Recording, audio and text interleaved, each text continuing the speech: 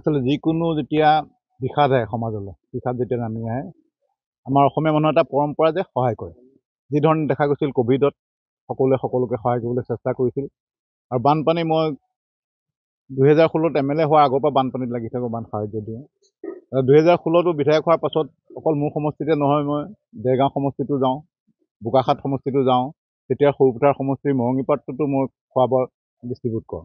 এইবাৰো দেখিছোঁ যে বহুত ৰাইজ ওলাই আহিছে। এতিয়া মই কালিয়ে দেখিছোঁ, মই এটা পাৰ্টিয়ে ভাত খুৱাই আছে আমাৰ হেৰিত মিঠাম চাপৰিত, তাৰ কেম্পটোত। মই তেওঁলোকৰ লগত একেলগে ফটো উঠিছোঁ, বহুত ধন্যবাদ জনাইছোঁ যে বহুত ভাল কাম কৰিছে। আৰু বহুতে তেনেকৈ খাদ্য বিতৰণ কৰিছে, কোনোবাই ভাত খুৱাইছেগৈ। কাৰণ কি, চৰকাৰী ব্যৱস্থাটো অলপ সময় লয়। কাগজে পত্ৰৰ কথা আছে যে কোনোবা এটা কেম্পত যদি আজি মানুহ আহি সোমাইছেই, সেই চৰকাৰীভাৱে চাউল তাউল পাওঁতে হয়তো 24 ঘণ্টা লাগিব পাৰে, বা তেওঁলোকক খোৱাৰ ৰন্ধাৰ ব্যৱস্থা নাথাকিব পাৰে। সেইকাৰণে কোনোবাই ভাত দিছে, এইটো বহুত ভাল কথা। আৰু মুখ্যমন্ত্ৰী মহোদয়েও আমাক কৈছে যে সকলোৱে এনেকুৱা সময়ত আচলতে যেতিয়া এটা দুৰ্যোগৰ সময়ত সকলোৱে আগবাঢ়ি সহায় কৰিব লাগে। তো জীৱন চুতীয়াটো 2008 চনৰ পৰা বিজেপি কৰি আছে, মোৰ লগত ভাল তেতিয়াৰ পৰাই সম্পৰ্ক। তেখেতে 2021ত টিকেটো বিচাৰিছিল, টিকেট নাপালেও তেখেতে দলৰ হৈ কাম কৰি আছে। আৰু আগতে ক'ভিডৰ টাইমতো তেখেতে প্ৰধানমন্ত্ৰীকো PM কেয়াৰত পইচা দিছে। আমাৰ তেতিয়া আজি মাননীয় মুখ্যমন্ত্ৰী তেতিয়া স্বাস্থ্যমন্ত্ৰী আছিল, তেখেতকো তেখেতে পইচা দিছে তেখেতৰ ৰিলিফ ফাণ্ডৰ কাৰণে। 21ৰ পাছতো আকৌ নিৰ্বাচন টিকেট নোপোৱাৰ পাছতো 5 লাখ টকা এবাৰ দি আহিছিলে পুঁজিৰ কাৰণে। তেখেতে এজন ছ'চিয়েল ৱৰ্কাৰে। তো মই তেখেতে মোক সুধিলে যে আপোনালোকৰ ফালে ভাল চলি আছে, মই দেখি আছোঁ, মইহে একো কৰিব পৰা নাই। বোলো কিয়? বোলে মই সেইদিনা বস্তু বাহানি দিছিলোঁ আৰু ফেচবুকত পষ্ট দিলোঁ, মোক চাৰ্কল অফিচাৰে ফোন কৰিছে যে তই ফেচবুক পষ্টটো ডিলেট কৰ।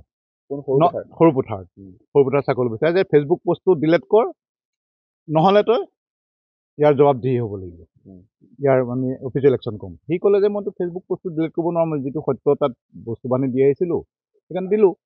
ডিলেট নকৰিলে, সেইকাৰণে এখন নটিচ পঠাই দিছে তাত।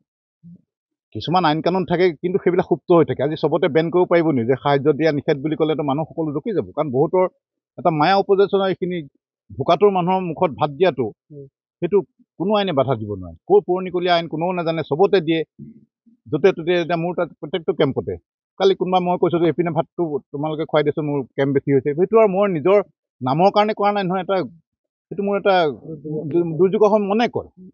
এতিয়া কালি খুমটাই চুমটাই এইফালে বেলেগেই খুৱাইছেগৈ, মই কৈছোঁ খবৰ লৈ আছোঁ যে আমুক কেম্পটো পালিগৈনে, তাত এটা কেম্প আছে, তাততো মোৰ নাম হ'বলৈ খোজা নাই। সেইকাৰণে তেতিয়া ইয়াক ক'লোঁ যে তোৰ নটিচখন পঠাইছে, মনটো বেয়া লাগিল। মই সেইকাৰণে ছ'চিয়েল মিডিয়াত দিছোঁ।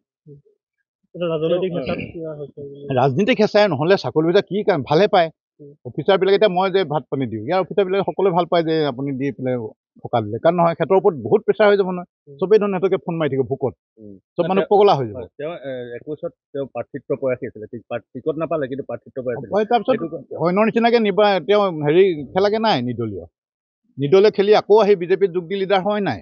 তেখেতে টিকেট নাপালেও তেখেতে কৈছোঁ নহয়, টিকেট নোপোৱাৰ পাছত তেখেতে 5 লাখ টকা মুখ্যমন্ত্ৰী মহোদয়ৰ হাতত এটা CM ৰিলিফ ফাণ্ডত পইচা দি আহিছিলে। তেখেতৰতো চমক সৃষ্টিকাৰী কাৰ্য নহয় এইটো। তেখেতৰ একো চমৎকাৰ, তেওঁতো এজন ঠাণ্ডা মুণ্ডা মানুহ, দেখিলে আপোনাৰ গম পাব।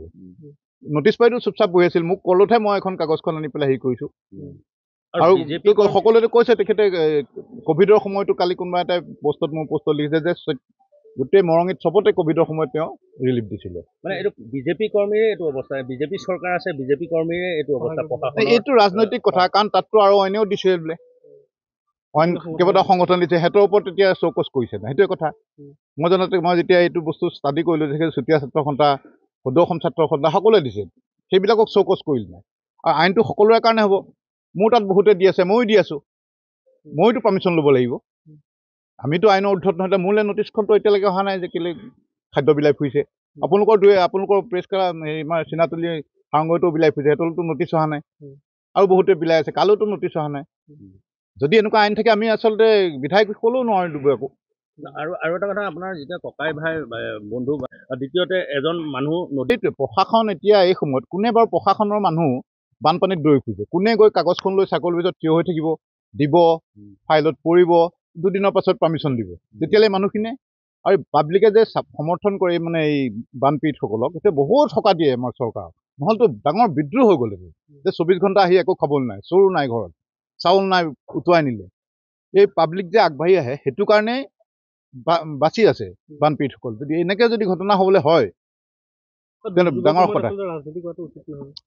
একদম পৰিতাপৰ কথা, একদম নিৰ্লজ্জ কথা, লাজ লগা কথা। নিজকে মানে কিবা লাগিছে যে আমাকো এনেকেই ভাবিব যে এইজন এম এল এ এনেকুৱা নেকি। মোক কিন্তু কোনেও ক'ব নোৱাৰে, মই পষ্ট কৰিতো চবকে ধন্যবাদে দিছোঁ। কোনোৱে ক'ব নোৱাৰে যে কাৰোবাক তোৰ শব্দ কৈছোঁ, মই ভাল পাওঁ।